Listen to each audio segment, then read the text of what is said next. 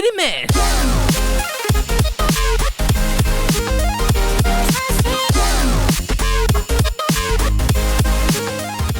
Hello, everyone, and welcome to Anime Club After Dark, the podcast that delves into all things anime, manga, and otaku culture related. I'm your host, Alex, but you can call me Senpai. And joining me tonight, all I have is our czar of source material, John. Sniffing Roboco's hair. I mean, hey, without Show here tonight, there's no one to upstage you. There is not. So John and I have gotten together tonight because, the first half of the second season of an anime that you and I both really like has ended, and we wanted to talk about it. So we're going to be talking about the first part of the second season of Slime Tensei. Way back 2 years ago, we actually did a spoiler cast for the first season of Slime Tensei, which you're more than welcome to go watch. I know it's been a while, but I think the one thing I took away from that is, or at least back when we did it, is that it's something that you and I both really love. John, you've actually read it. Yeah, I've read the web novel, as I normally do, you know. Yeah, that's why you're the czar. The czar of source material. And I remember, God, it's been 2 years. I remember it was supposed to come out last year, right? Mm-hmm. Everything was supposed to come out last year. So it's been delayed for a full fucking year, and I kind of, forgot it existed. Well, because everything was delayed, and, 2020 just didn't exist, man. You go ask anyone right now, did 2020 really exist? And no, it didn't. Well, it's like if you asked me, what did you do during 2020? To be like, crickets. Exactly. Everything was closed. We're all dying from COVID, and nothing came out. There was nothing to do. We all just stayed home and went crazy. Yeah, pretty much. I mean, but this was actually supposed to come out in 2020. It was supposed to be, I think, 25, 26 episodes total, I think. And instead, we got the first half of the second season in winter 2021 with 50,000 other anime that were supposed to come out in 2020. Which is why for the next several weeks on this podcast is all going to be Spoilercast. Because there was a bunch of shit during the winter that we all wanted to talk about. I don't know if you got this sense, but I was going to ask you. I don't feel like the way this was done, and specifically where they ended the first half of the season, that the original plan was going to be to have this be a split core. I feel like a lot like how the first season was, this was going to be a complete run through the whole way through. Yeah, it was weird that they split it. I'm not entirely sure why. I understand that with 2020 being what it was, it's obviously had its production delays because people couldn't record and they just couldn't get anything done on time. But I don't know why they went with it. And they're waiting a full season to even show the second part. So yeah, and it's even weirder because in the winter this year, we're getting the first half of the season, which we're going to be talking about. Right now, as we're recording this during the spring season, we're getting Slime Diaries, which is a spinoff. Yeah, which has nothing to do with the main story because it's just a spinoff. Absolutely not. I am enjoying the first few episodes, though. Yeah, I mentioned in our spring preview? Is that what it was? Yes. Okay. In our spring preview, I mentioned Slime Diaries is just slice of life. Hey, you ever wondered what it was like to just live in Tempest? Me too. Watch Slime Diaries. I stand by what I said. Now that I've seen the first couple episodes, it's literally just Seinfeld in Slime Tensei. My God. Basically. What's the deal with slimes? Anyway, but yeah, we're getting Slime Diaries now, and then we'll get the second half of the second season in the summertime, which is a really interesting way to go about it, I guess, because we're getting, if you love Slime Tensei, you're getting 3 straight seasons this year of Slime Tensei, which is great. I feel like the reason they did this wasn't just because they needed more time to, cut it and stuff like that. I think it's because of the release schedule of the manga. Because currently the manga is right about where season 2 is anyway. And they're getting to the juicy bit of the last parts of these volumes. So I feel like they did the delay just so the anime and the manga could match up in timing. That's what I personally think. That's just I have no research backing this. This is just me making an observation. I could see that though. I really could. Yeah, like you say, it's hard to say one way or the other whether that's true or not unless someone actually comes out and says, "Hey, yeah, this is exactly why we did it." I also feel like they may have split it up because originally when they first announced that both Slime Tensei and Slime Diaries were getting pushed back to 2021, they originally announced that the second season and Slime Diaries were going to be premiering or airing at the same time. At the same, kind of like how they did with Cells at Work, with the second season of Cells at Work and Cells at Work Black airing at the same time. I feel like maybe they split it up and spaced it out a little bit so that each part and the spinoff could have its own season. I guess, but like it's because the spinoff has nothing to do with the main story, and it kind of just reminds me of the whole like Full Metal Panic and then Fumofu and then Second Raid. Second Raid. You keep saying that. You always do. And Second Barrage is Black Lagoon. I know. It's just the second Revengeance, whatever. I don't. Weird Japanese title name. Hey, it's got to be better than Attack on Titan, which will have the final season. Oh my god, yeah. That was the thing, wasn't it? Yeah, it will be. Good luck, man. Aren't you in show and Natai gonna record the next one, like the last? Yes, sadly. I'm not looking forward to that. Okay. I haven't even watched it yet. As of the time of this recording, I haven't even watched the last season yet. All I'm saying is, I need you to go read the manga too. Oh God, no. The last two chapters. Why do you know? It's so apparently the ending was so bad that's already getting remastered. My God.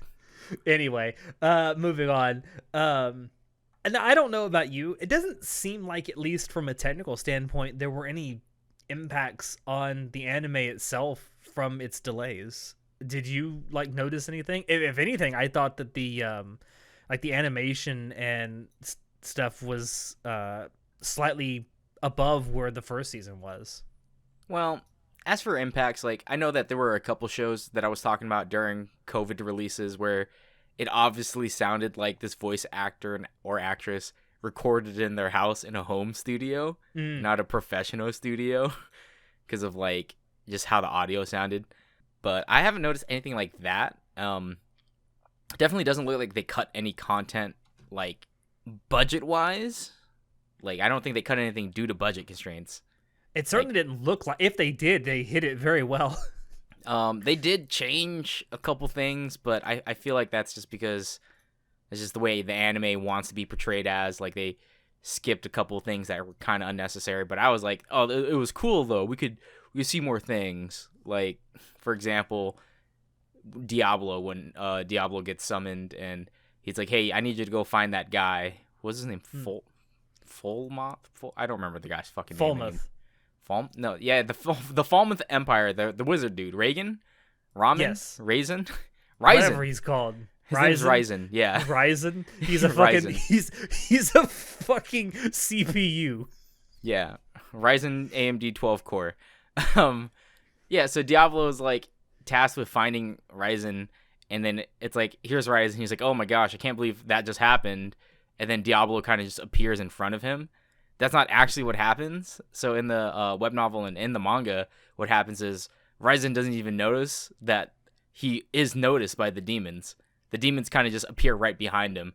And he's just like, what the fuck?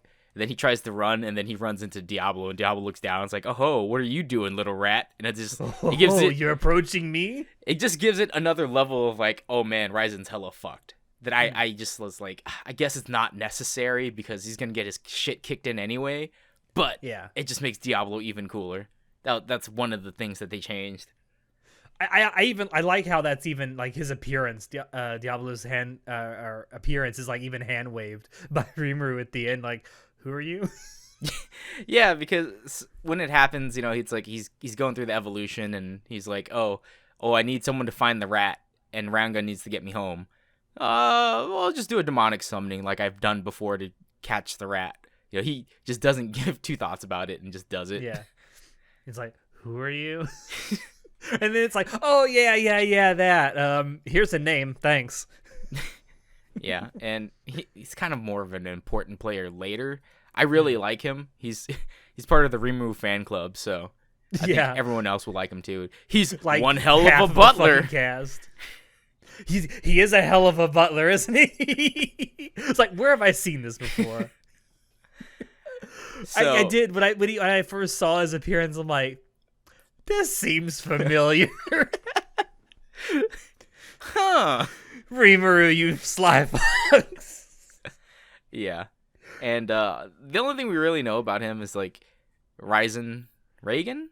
It's Ryzen, right? I don't fucking remember. I feel like it's Ryzen, although it may not be actually pronounced that way, even if it's spelled that way. I've got to look up his name again. Hold on. I swear it's Ryzen or Reagan or Ramen or some stupid name. But yeah, he's just like, huh? It can't be. He's a primordial. And then like the dude just like, oh, you know what those are, huh? Well, looks like this'll be fun. And I'm just like, I know who he is. Yeah, he's actually really cool, and that's one thing that we talked about fucking 2 years ago. Holy shit, it's been a long time. 2 years is eons for me. Can't even remember what I did yesterday, but 2 years ago we talked about how this show has a giant fucking cast, and it just keeps adding more people. Like, we have Diablo, obviously, who seems like a mainstay in the Rimuru camp, because he's like, oh, I want to be part of your I want to be in a master-servant relationship. Like, let me serve you. And that's kind of, he's like a wounded dog when Rimuru was like, oh, you can just leave. And, master, why would you do this? He's like, oh, you've hurt my feelings, master. You said I could stay. And I half expected him to start acting like Darkness from Konosuba. And that gets explained. Hopefully they'll explain it later on why Diablo, I was about to say his real name, Diablo acts like that, and what it means to be a primordial demon, because that's what he is. He's a primordial demon, and everything coming up next should explain a little bit about that, and you should be able to connect dots. It's vaguely hinted at, though, while he's fighting, that there's way more to him than there appears to be. Well, yeah, because we know that in the end of season 1, when Rimuru's helping with the kids and then helping with the Fairy Queen, and he summons the greater demon Beretta for the Fairy Queen to make the puppet thing. Great name for a demon, by the way. Beretta, yeah, really cool.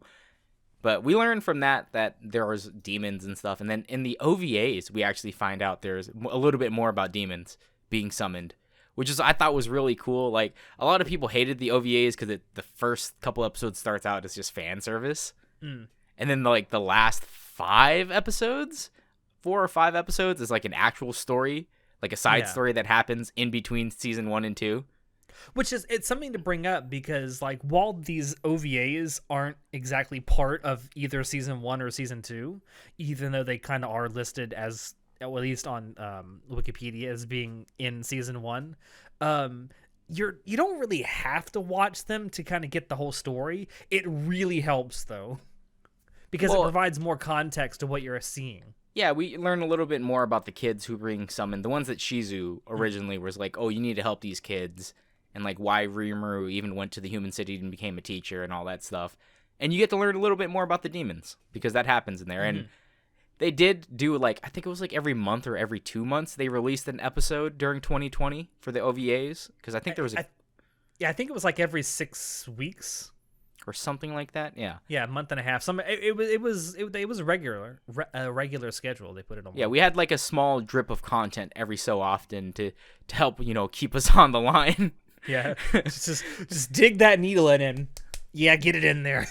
Yeah, so that was also interesting to see, because obviously I think they were gonna do like a whole 6 or 7 months for the OVAs, and then they were gonna drop season 2. So they had to like sprinkle it about during 2020. What an interesting way to go about delivering content. It's certainly new. But you mentioned the fact that the show has a massive cast. Like, this story has an absolutely massive cast. It was one of my primary concerns that I mentioned when we did our season 1 Spoilercast a couple years ago, going forward, that I was afraid that the cast would get so big that there wouldn't be any time, at least with the anime adaptation, to tell a proper story with all the characters. Because I feel like when you have a massive cast of characters like this, it's so much more conducive to telling that story through a written medium like a web novel, a light novel, or even a manga than it is a primarily audiovisual medium like anime. So I'd say that yes, it has a giant cast, but fortunately or unfortunately, depending on how you view it, these sub characters don't really matter too much. Like we don't get an in-depth explanation about them. We just get our basic backstory rundown, and then we get to see their character quirks. Yeah, and they kind of just exist, right?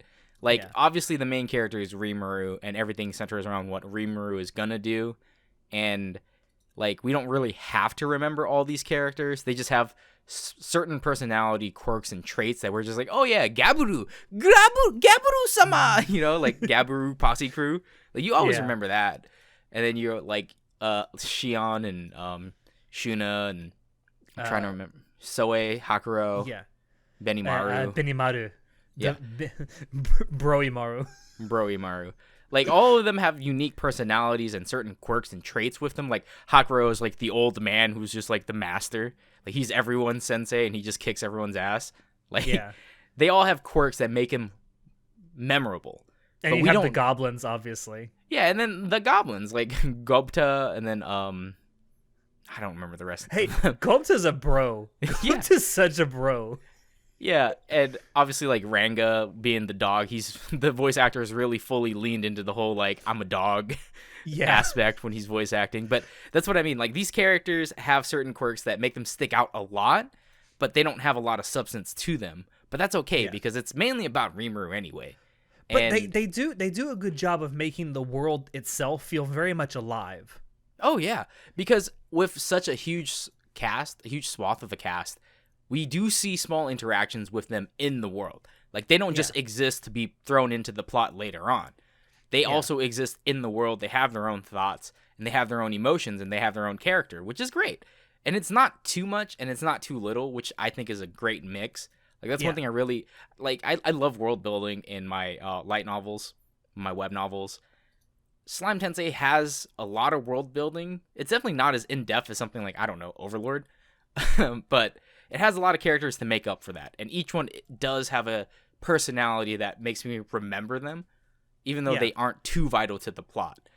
Yeah. And I like the fact how there'll be a character who's introduced and they'll be vital for a little while, and then they kind of get relegated as a background character where they're still around. Maybe they'll make a cameo appearance in an episode here or there, and then they'll come back in another story arc and be like really important. Or maybe not even really important, but they'll come to the forefront again. Good example happens toward the end of this part of the second season with Geld. The Orc King, because like he for almost he was kind of important in the first season. Especially in the middle bit of it. He's one of the bad guys. He is one of the bad guys who turns into a good guy, and you see him help build this city that they're in. And in the first, I'd say, 6 or 7 episodes, pretty much a background character. I mean, you see him here and there, like when they're having their discussions and whatnot, and he has maybe 1 or 2 lines. But then he becomes really important in that battle at the end. Yeah, and I wouldn't say he's really important. He just he has a role to play. And it's cool to see him activate his powers and stuff. And it was really cool to see him fight. Yeah. Like the whole, you're not a warrior, fight me with your fists. He's like, warrior, boy, this is war. There are no rules. Oh, shit. Boy, I'm here to win. Fuck your rules. All right. And so has the story kept you more or less intrigued, like, throughout? Because I remember saying, yeah, it's going to start slow, and it seems like it's just isekai trash, but the story gets better in season 2. Like, I kept hyping you guys up about season 2, right? I remember when we recorded this, I just kept saying, hey, man, wait till season 2. That's when the crazy shit starts. That was your answer to every question that we had. Like, well, wait till season 2. Yeah, and now that we have at least part 1 of season 2, like, has it kept you interested at least? Like, has the story evolved or anything like that for you? Do you find it more interesting, less interesting? I find it very much more interesting because I feel like I love watching the characters get developed the way that they're getting developed. I also like how there's really slow progression world building. I kind of said this when we did the first season Spoilercast, how it feels like the story is it goes slow then fast then slow. Like it'll be slow world building, then a cataclysmic event happens and like shit just breaks loose, and then we'll calm down a bit and there'll be some more world building. Like, but that's kind of what we got again in season 2. Like the first few episodes of the second season, kind of slow. Honestly, I liked it. Don't get me wrong. Like I love seeing all the characters again. I love seeing how the events of the first season were kind of playing a part in the society that they were building, and seeing all this come together, especially how like it's literally coming together because you're seeing the city rise out of the forest. And it's getting, every time they do a wide shot, I swear to God, it looks like the city is getting bigger and bigger. And then again, in the middle of this season, like shit just breaks loose all of a sudden, and you got the plot going into fucking overdrive.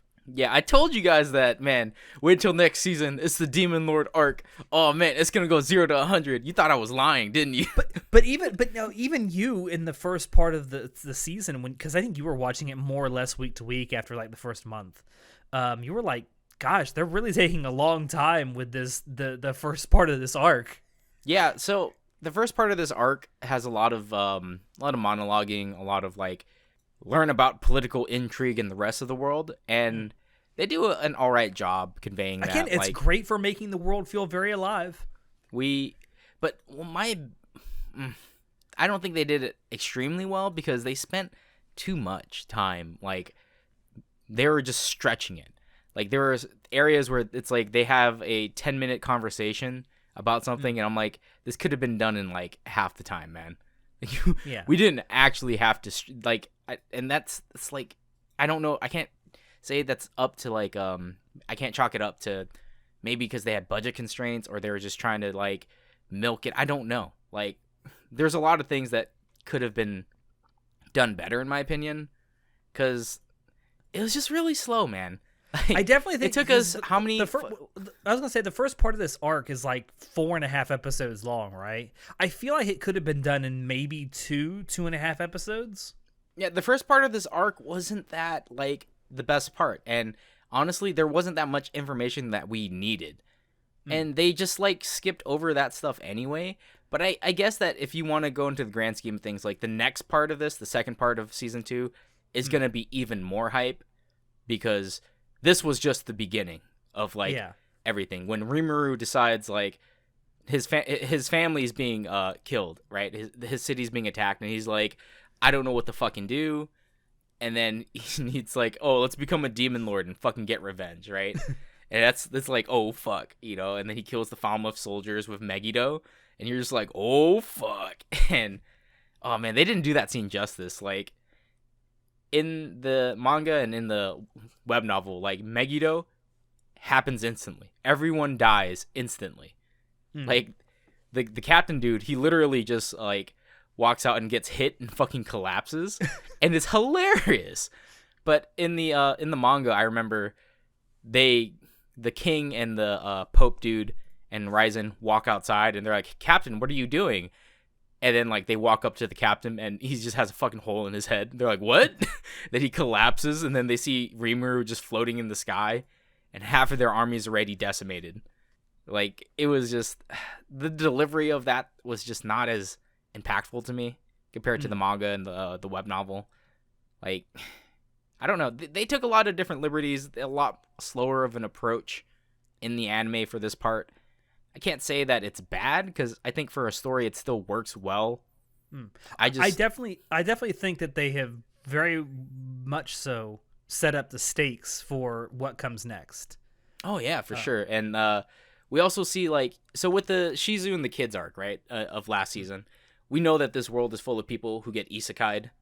There's a bunch, you know, like Shizu was isekai'd from, I believe it's Hiroshima. She was being, her city was being firebombed or something. I don't oh shit, wait, no, they never explained that in the anime. No, but it was implied that she's from a different time period as Rimuru, but it wasn't exactly specified when. I mean, she's wearing a freaking kimono and planes are dropping firebombs out of the sky. It's you kind of think, it's World War II. It's when America was firebombing a lot of like bases and stuff in Japan.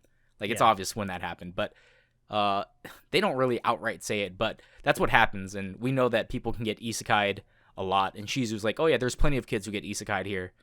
and we get introduced to them, and we even in the very beginning, like when we see what's her name, Yeah. Hinata Saguraguchi or whatever, fucking Yeah. that The bitch, knight. the Holy Pope Knight lady, fucking Yeah. hate her. Anyway, but so we know that there are other worlders here, and as far as we know, only Rimuru has reincarnated. Like, he died in Japan, but he reincarnated in this world. Mm. These other people have been isekai'd. They've been teleported to a new world. Yeah, they didn't necessarily die in the world that they were in. Well, it's implied that it's all the same world, but they didn't die to get there. Yeah. Like, we know with the kids that they came from the same generation as Rimuru did, because they know about the same manga and stuff. Same thing with that dude, the Guildmaster guy. I don't remember his name either. The Guildmaster. Are you talking about the oh god, I've forgotten his name too. The dude who was like, "Oh my gosh, you have manga?" And then Rimuru makes copies of manga for him. That guy. What the fuck was his name? I know who you're talking about. I forget his. This is the problem with such a massive cast. Is it's so easy to forget people's names. And it's also been like 2 years. But anyway, that guy, right? Like, they all come from the same world, generally at the same time. We don't know specifically when someone comes from somewhere. Like, Shizu existed in this world for 20-ish, 30-ish years or whatever. But she's from, like, a time way in the past. So it's a little wonky. Well, we'll leave it at that. But my point was, what do you think of the introduction of these new otherworlders? The ones who were working for I believe they don't work for the church. They work for the Empire? The Falmouth Kingdom? They work for the Falmouth Kingdom, Yeah. I think, again, it's just more colors in the world. I like it. I also like how they're very much...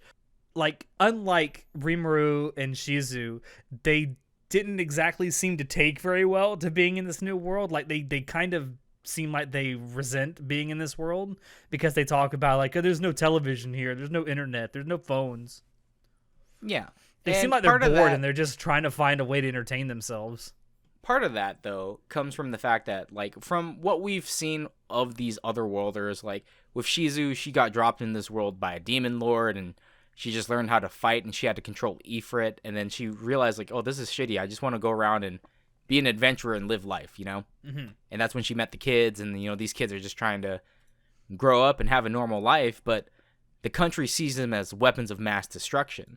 But the problem with these kids is that they have a bunch of magic that they can't control, so it's actually going to kill them, and that's the whole plot of, like, one of the arcs in Season 1. But then, here we are, we have a different kingdom, right? And they have different isekai people. They've been summoned by... I think it's from Ryzen in the kingdom. I think they summoned him. I don't remember exactly, but these people are like slaves, right? They have a slave contract on them. And we can see that it's common actually in this world to get people summoned from different worlds to be used as tools of war, which is a cool thing to see. And we get to see a different dynamic. Like, so far, our exposure to the otherworlders is that they all seem like nice people. But as it turns out, not all otherworlders are nice. That's very true. It's one of the things that I actually just genuinely enjoy about Slime Tensei, though. It's like in so many other isekai, it seems like the only person that gets isekai'd or gets transported to this new world is the main character. And it's like, why wouldn't there be other people? Yeah. From your same world. I mean, there's a couple of other of isekai stories that do that, but by and large, it's usually because the person being isekai'd is a chosen one, or you know, whatever, caught in a hero summoning, or something main plot armor, right? Yeah, exactly. And it's fun to see. At least from a outsider's perspective, someone who hasn't read the source material and doesn't really know where this is going. It's fun to see it because every time you meet someone from the real world, quote unquote, for lack of a better term, you never know how they're going to act. They could be someone who's taken to it really well, like Rimuru. They could be someone who hasn't taken to it really well, or gets enslaved in some kind of like contract to be instrument of war, like what were the kids' names? Kirara. What was the other one's name? I forget. Shogo and Kyoya, I think, were the three names from Falmouth. So it's really fun to see. I'm curious to know if, and correct me if I'm wrong, I don't think any of the kids that we see, maybe some of them aren't Japanese. So Alice is definitely not Japanese, but she knows about Japanese culture. Like she likes manga and stuff. So she's a But fucking weeb. well, I think she's like supposed to be French or something. She's not she's got blonde hair. She's not Okay. she's not a Japanese person. My point though is that a majority of the people that Rimuru at least has met so far who are or have been isekai'd into this world from the real world are Japanese. I'd like to going forward see more of the characters he interacts with not be Japanese. Well, who knows? Who knows? I know you know. All right, so I guess to kind of wrap up this section, the story so far section, do you think the hype is real? Have I overhyped this? No, you haven't. It's still good. It's you know me. And if you've been listening to this podcast a while, you know that it takes a lot to sell me on an isekai story. The hype is real for this one. All right. Oh my god, I forgot to do the pun. How has the main cast evolved since the beginning? It's over with, man. Just let it go. No, I had to do the pun. I know you guys listening to this can't see it, but in the show notes doc that we use when we're doing these things, he's literally put a Lenny face in our doc right after the word evolved. Like, bitch. Listen, it was hilarious, okay? Well, because the main cast it's a huge cast, and we did talk about it, but I forgot to do the pun. Yeah. Stupid. Fucking timing. All right, let's move on to talk about the animation. So, we kind of already mentioned it, like, because this is being done by 8-Bit, right? And, like, so I know we make this joke on the podcast a lot about Bless David Production for the beautiful animation they give us.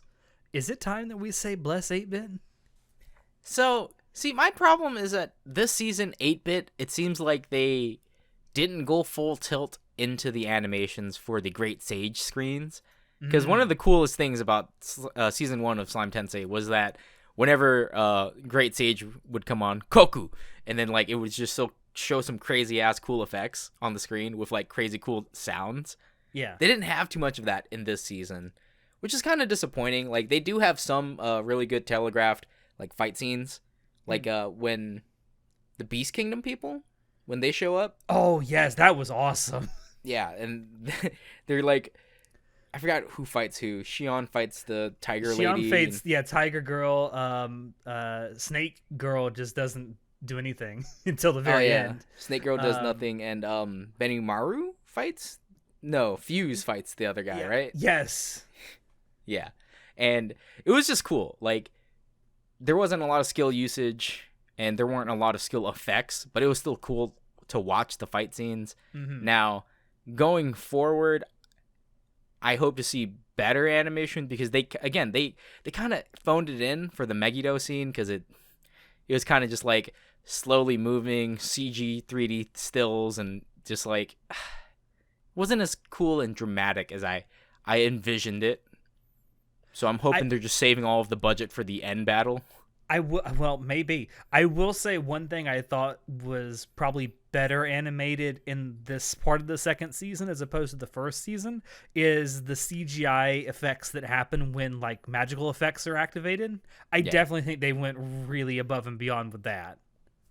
Yeah, I definitely say for the most part it is consistent, but I have noticed a couple drops in quality, and again, I'm just hoping they're saving the budget.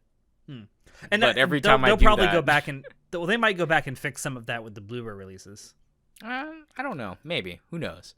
Now, I want to talk a little bit about the sound design because, as everyone knows, if you've been listening for a while, I love sound design and sound effects and stuff like that, and soundtracks and stuff like that. And voice acting.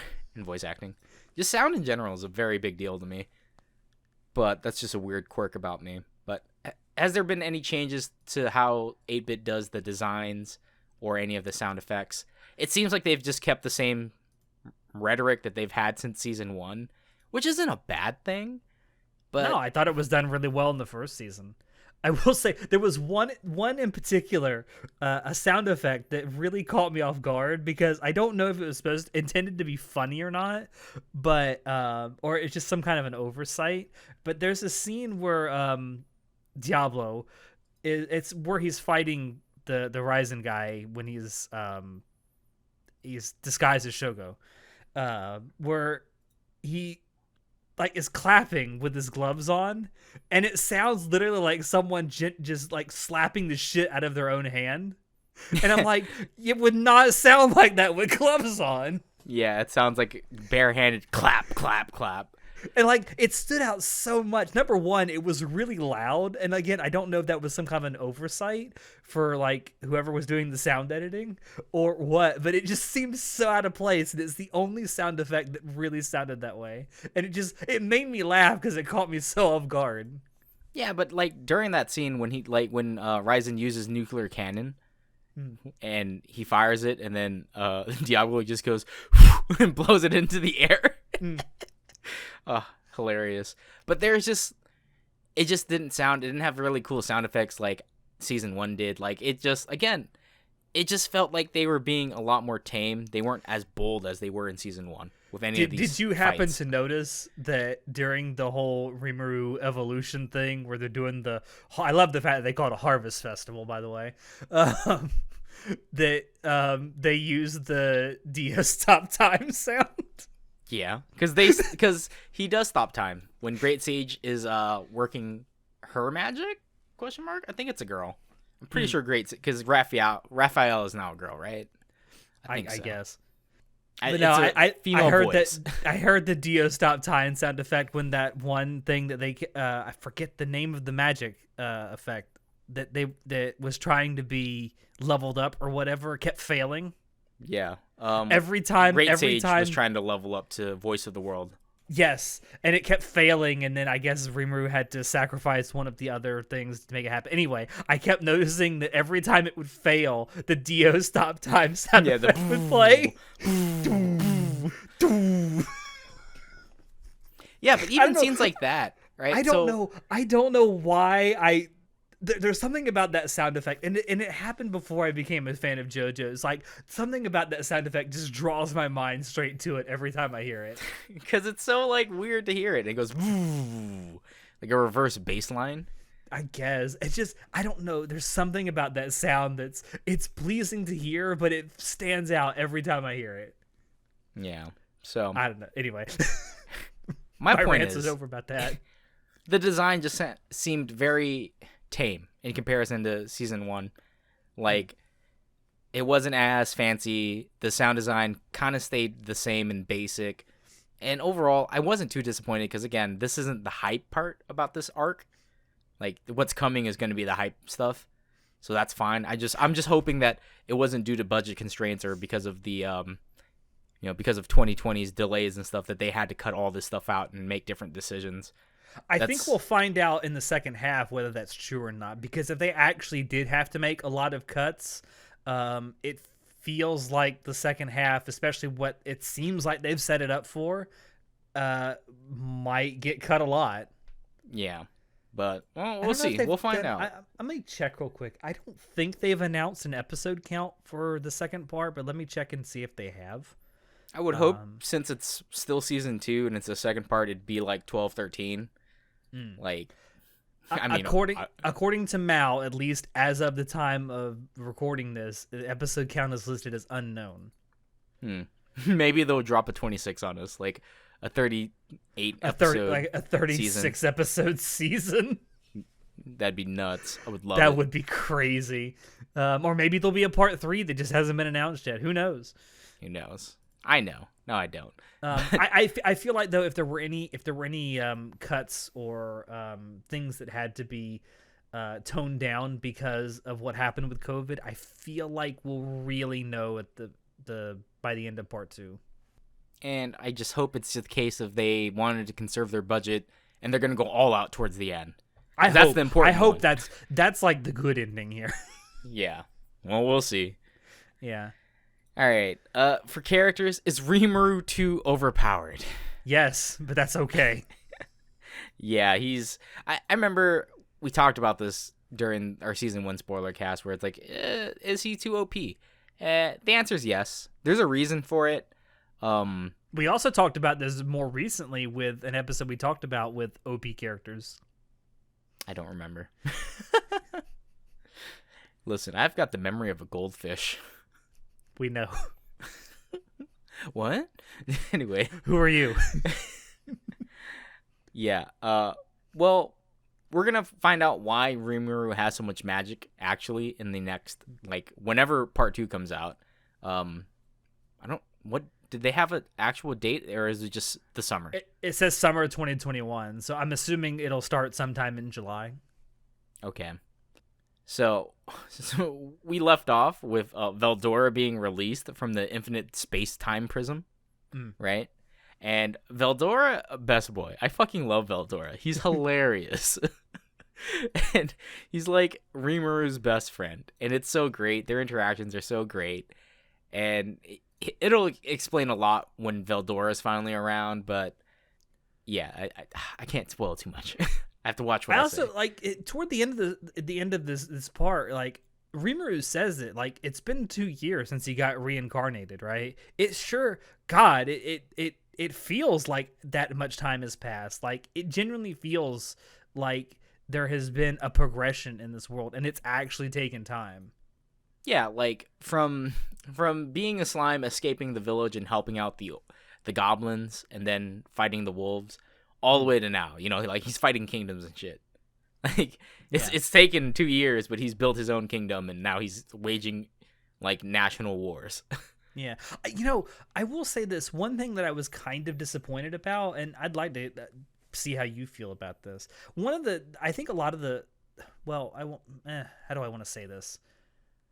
One of the complaints I've actually seen lobbed against Slime Tensei is that it doesn't feel like there are any real consequences or stakes involved specifically for Rimuru, because there's always some kind of magic he can learn to get around everything. Yeah. And that kind of happens again this season with something that happens where a bunch of actual named characters get killed and then brought back to life.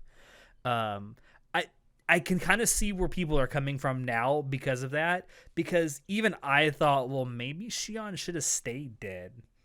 Yeah, like I definitely feel agree. like that would have. I feel like that would have been number one and like an emotional gut punch for Rimuru, and showing him that there are fucking consequences to your actions, buddy. And I definitely agree. I feel like it would have been better for the story if Shion stayed dead, but unfortunately, Slime Tensei is one of the like OPMCs, like kind of just levels up, power, friendship, new skill, destroys the big bad. You know, it's one of those OPMCs type of shows. He has reset button jutsu. Yeah, he has reset button jutsu, which is, I mean, again, I like that stuff, so I really don't care too much because the world is fun and I like seeing the battles, even though he kind of just steamrolls everyone. You said the key word, fun. I can, however, understand where some of the criticism that people do lob at it for that come from. That, it does seem like Rimuru is just basically a walking, talking reset button. And, I mean, it should be fine. Like, look at the beginning and how it started, man. If you didn't expect this going forward from just how the show began, I'm sorry to say, but you have piss poor observation skills. Yeah, I get. I definitely think that story-wise, though, it would have been. I think it would have been better had at least one or two of the characters stayed dead. Hell, I even think if the old man and Gobta had been killed, like, don't do my boy Gobta wrong, though. Yeah, like, I definitely think that Shion should have stayed dead. I really didn't want Hakuro to die. I love Hakuro. I love those old man sensei characters who are just like, oh, he's too cool for school. Like, fucking GG. Oh, did you just call me GG? Obviously, you want your ass beat. I love those tough old men. I feel like when you get old, that's what you're going to be like. Maybe. Who knows? But, all right. So, where do we think the story is going? What do we think is going to happen with the story? So, hell. Let's talk about what's happened so far. So, Veldora is released at the last, 2 minutes of the first part of Season 2, right? And he acts like he could not be happier. Oh, God, I love Veldora. All right, so we know that it's going to obviously start off with that. Rimuru is now a demon lord. He's killed 20,000. He killed 50 men. No, I killed a man once. No, Cotton Hill, King of the Hill. I killed 50 men. I killed a they man took once. my shins. Anyway, so King of the Hill, best anime. Dude, it actually is. But anyway, Corey in the house. God, stop talking about memes. We're here to talk about anime. We are talking about anime. So, on the series finale of King of the Hill. So Rimuru is now a demon lord. He did the Harvest Festival. He killed, I believe it was 20,000 soldiers. I don't think it was 10. He only needed 10, but he killed 20,000, I think. Because he's a fucking overachiever. Well, because at first he was just going to kill half the camp, and then he decided, nah, fuck it, I'll kill everyone. All to test his new skill, Merciless. Oh, yeah. Savage, dude. Fucking savage. But hey, that's what they get for trying to start a holy war against his kingdom, and, you know, they really poked the tiger. Literally. Yeah. And what else? He has a primordial demon under his control. Now, we don't know very much about primordial demons. They will explain that a little bit more later on. We just know that when Ryzen fights Diablo, he's like, it can't be. You're a primordial? What has he unleashed upon this world? That's literally all that we know. That's all we know. But obviously, like, you know, here's Ryzen who can actually fight toe-to-toe with some of the bigger baddies, but he's getting his shit kicked in for fun, but mind you, by this primordial demon who is just like, hey, I'm good at magic, let's fight hand-to-hand. And he just he just knocks the shit out. And Nuclear Cannon Bash is like, no. Kick that shit up. No. I found it funny that they even know what the word nuclear means in this world. Yeah, I think that's more of I think it was a translation choice. Like, I don't think it's actually nuclear. I think it means, like, fusion heat cannon or some shit, which means, like, it probably talks about nuclear. I don't know. I don't speak Moon. I can't really say. I know. I just thought that was weird for a world that allegedly doesn't have a great deal of, like, technology. Now, they do have isekai people, so they do have, like... That's true. They know about the modern conveniences of this different world. So that's very true. Maybe that's where the word comes from, and it's implied that this has been going on for a while, and they've done it with a lot of people. So who knows? Maybe that's where they got it from. Like that captain dude, he was isekai'd as well. The guy who got his head just shot off when he walked out of the tent. Yeah, he was also another worlder. Yeah, dies instantly, but he does. He dies like a bitch. I will say one thing I did like about how the last few episodes of this season, or this part of the second season, were done, is that it seems like there are three story threads that are kind of coming together, and it looks like they may all intersect at the same point where Rimuru has to make a decision. Because you have Milam doing her little war thingy, which that's weird. And it seems like the Demon Lord Clayman is trying to gather other Demon Lords to do a bunch of shit. Who knows what that's going to be? Yeah, and go ahead. So towards the end, the other thing I was going to say, like the story going forward, Rimuru talks about how the mastermind who attacked his city is Clayman, like Mulan.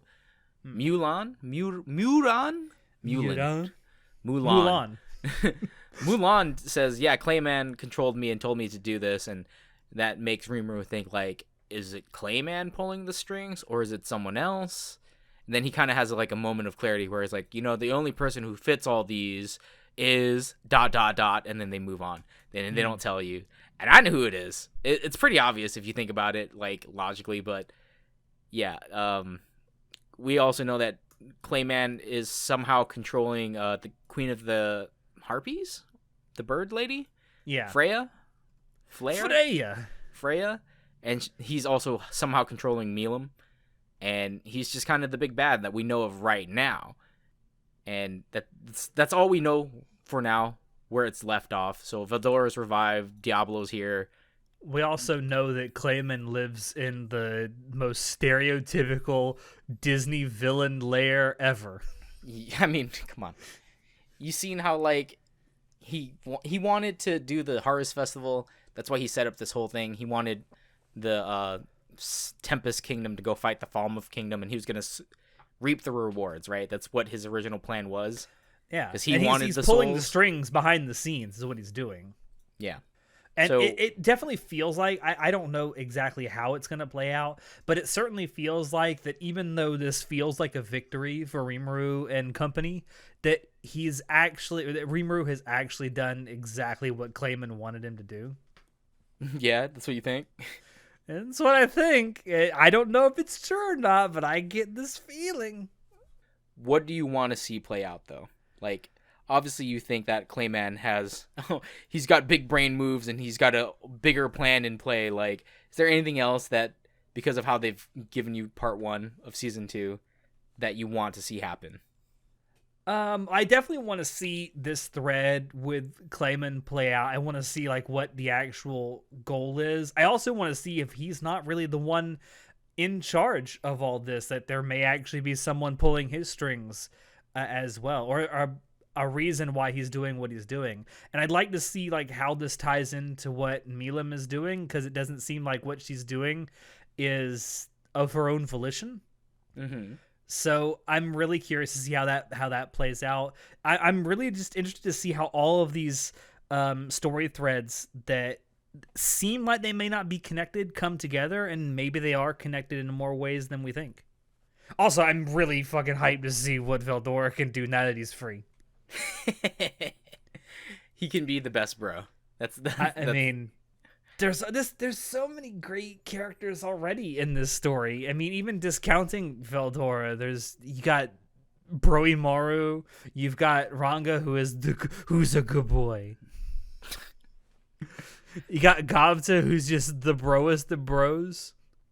Yeah, they've definitely left us with a lot in the air, and there's a lot of strings just like floating about, and it's like, oh man, what's gonna happen? Like, because we end, is it episode 13? Is that what season 1 ended on? Well, technically, yes. I mean, there was a recap episode that is counted as the episode count. So there are 13 technically, although the first episode doesn't really have any much new information. Okay, well, the last episode leaves us with Milim just fighting oh my god, what's the guy's name? Beast Lord, Carrion. Carrion, Lord Carrion. Yeah, fighting Lord Carrion, and fucking Milim transforms, and she actually has battle armor, and she's just like, "Oh, this is getting fun. This is where the fun begins." And like just this, like oh blows... yeah, thank you for just that PTSD. And then she just blows like his fucking state away. His I like how she like city, she like has a fucking landscape reducing fart and just destroys a mountain. Yeah, the Nova Super Dragon Nova Buster or whatever. Yeah, it's also implied. It's implied at the end, although you don't see it for sure. It's implied that he's killed. Well, but I have a feeling because that there's like a fade to black kind of thing, and you don't actually see it. He's not actually dead. Well, we won't know.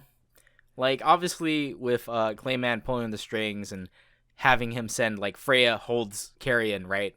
After Milim shoots the beam, and then Freya comes in behind Carrion with a knife, and it looks like she's about to slit his throat. Like, we don't know what his intention is. Maybe what a badass way to do it. Like, there's so much going on, and I hope it all comes to a head, as well as I'm imagining it. Like, I know what happens, but I hope the anime does it well, does it justice. At least I don't think you will be disappointed. So I look forward to it. Okay, it's another 3 months. Yeah, yeah. I mean, by the time this comes out, it'll probably be more like 2.5 months. But yeah, I'm thrilled, honestly, with the first half of season 2. I don't know about you. I had some problems with it, just again because it's like how I would have laid it out was I wouldn't have left it on the Veldora reviving part. I would have gone like 2 or 3 episodes beyond that to set up for the Clayman arc. Like the Demon Lord arc is what I want to call it, is actually the actual thing, Walpurgis. Like that's the hype shit. So that's what I would have done, because that would have made me more hyped. And I feel like they had room to do it, and I don't know why they didn't, which is kind of like concerning. But again, I feel like I said at the beginning, this wasn't set up to be a split core presentation. I think this was supposed to be a through and through, like the first season was. So maybe that's why it feels so weird. I hope so. But even then, like, even if it was not supposed to be a split core, I would not have ended it here. Mm. I would not have put this at the halfway mark. It just doesn't make sense to me. It's one of those things where I guess we'll just have to wait and see. Well, it implies to me that they're going to cut a lot more content, which I hope not. That's just kind of shitty. I hope not. If I had to give this like a numerical value, I think I ended up giving this like a 9 out of 10, but it's really more like an 8.5. Oh, I'm sitting at a solid 7 just because of my personal issues, but hey, I mean, it's not again, bad. For you, that's still good. I will say season 2 part 1 has not been bad. Like, overall, the story is still good, the animation is still good, the sound design is still good. Like, it's not bad. I just wish they did more. I wish there was more action, and I could see more like shiny lights and pretty pictures. Smooth frames. That's what everybody wants, John. Be original. Yeah. But yeah, I'm super hyped. Looking forward to the next part of the season, which I'm sure we will also do a spoiler cast on that one as well. But unless you have anything else, I think this is a good place to end this for now. No, Veldora, best boy. Well, okay then. Thank you all there for dropping in to listen to us. Check the description below to find links to Anime Club After Dark on Twitch, on social media, and on Discord. Check out our merch store and our affiliate links as well. Any purchases you make there do really help us out. With that, I have been your host, Alex, and I will see you next time. Say goodnight, John. He's a fucking tsundere dragon. What more do you want? Hey, John, I have a question. Answer. It seems like you're speaking more fluently recently. It's your imagination. No!